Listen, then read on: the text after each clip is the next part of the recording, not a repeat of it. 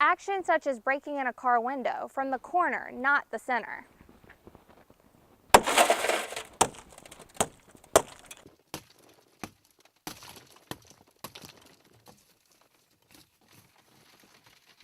A new legislative bill will protect you for breaking in a car window during the rescue. If the bill passes, some USC students say they will be carrying a concealed weapon next year.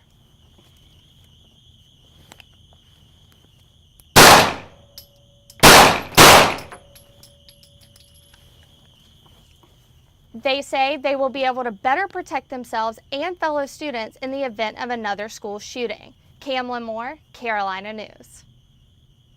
Thick snow coated the famous gates of the Horseshoe, and students got to stay inside. Today, students hoped history would repeat itself, but they didn't quite get their wish.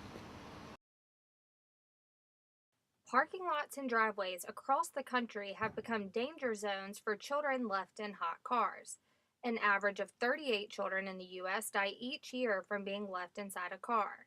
Last year, 3 of those deaths happened right here in South Carolina. Because this is just such a horrible, horrible problem, and anything that we can do to overcome it is beneficial. South Carolina Representative Bill Sandifer has proposed new legislation that would legally protect someone during the rescue of a child or vulnerable adult. Sandifer says you should use your best judgment to take what could be life-saving action. I mean, there would not be a minute's hesitation with or without the bill. I would just take a chance and rescue the individual. Actions such as breaking in a car window from the corner, not the center.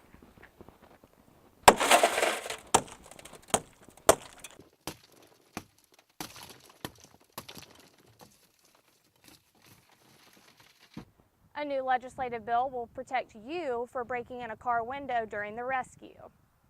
USC Police Chief Eric Grabsky hopes that the bill will prevent any hesitation from bystanders that fear being sued. I think the message here is that if we see a situation that's so dangerous as this, that the community does take action. Under the bill, Good Samaritans would not be liable for any damage to a vehicle.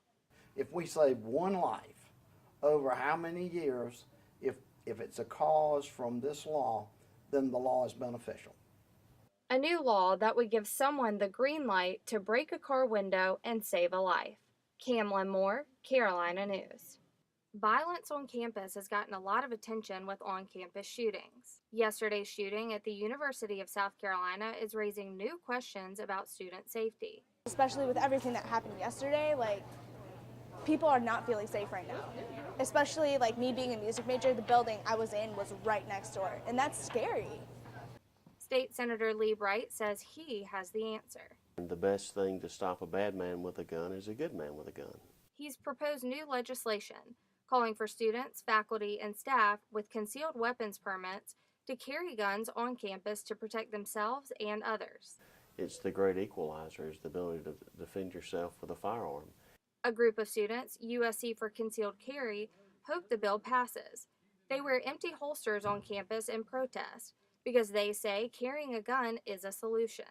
So I know that's a really big motivation for a lot of us, is knowing that with the proper training and education that we as students could defend one another and ourselves. But not all students agree. Some students feel that this new legislation could cause more problems than solutions. I would definitely feel less safe on campus with any given person carrying a concealed weapon. What benefit does that do for us as a student body as a whole? Senator Lee Bright would like to see students have the ability to better protect themselves. I would much rather live in a society where criminals have fear than law-abiding citizens. Legislation is now being considered in the Judiciary Committee and will then have to go through the Senate. But if passed, these students say they'll be carrying concealed weapons next year. They say they'll be prepared to protect themselves and fellow students in the event of another shooting on campus.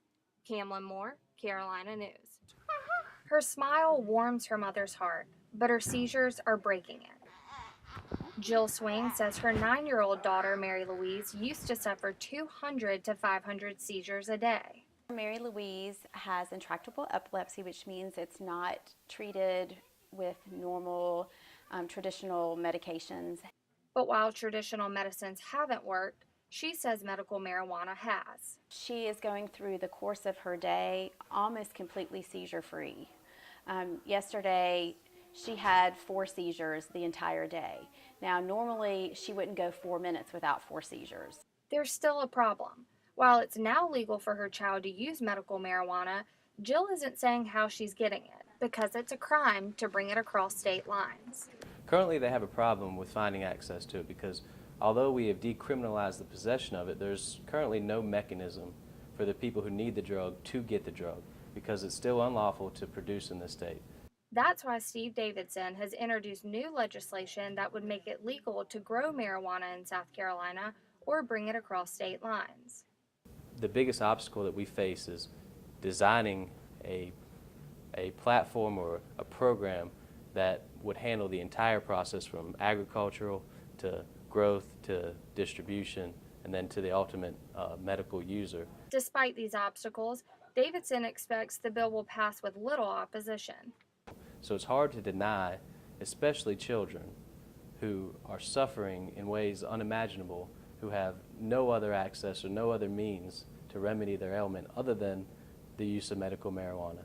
Until then, Jill continues to treat Mary Louise with medical marijuana and shares with others the benefits she has seen from it. Tell her about how good your sister's doing now that she's got Oh, medicine. yeah. She's been saying a lot of words, and she's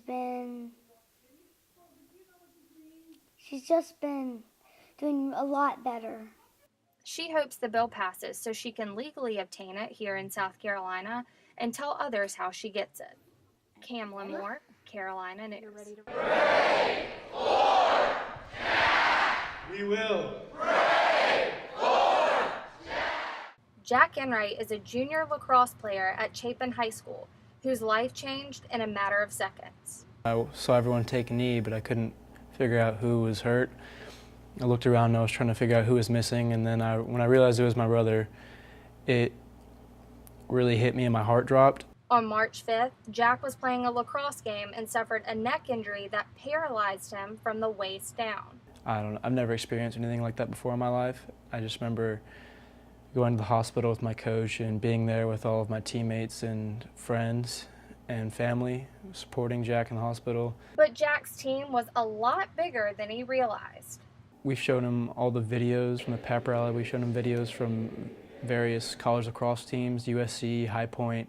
Things like that just made him realize how much love is being shown towards him and how there's so many people behind him that are going to help him get through this.